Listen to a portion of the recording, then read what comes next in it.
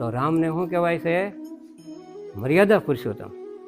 હવે ભગવાન રામે તો મર્યાદા થાપી અને સીતાજીને મોકલી દીધા જંગલમાં. ગામનો ધોબી બોલ્યો કે રાવણના ઘરમાં રહીશે.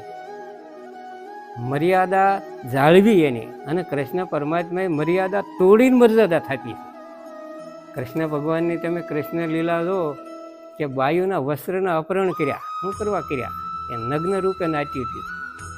ભગવાને એને સજા કરી છે કે તમારે નગ્નમાં નવાય નહીં. આ વરુણ, પાણીનો દેવતા વરુણ દેવ છે, એ હોય પાણીમાં કપડું પહેરીને નાવું.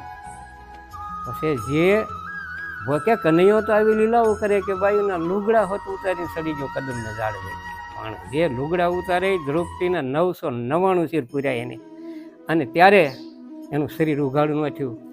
કૌરવ સભામાં જ્યારે દ્રૌપદી આવીને રડવા લાગી, ધર્મરાજાએ એને મૂકી દાવમાં. બાય જ્ઞાની હોવા છતાં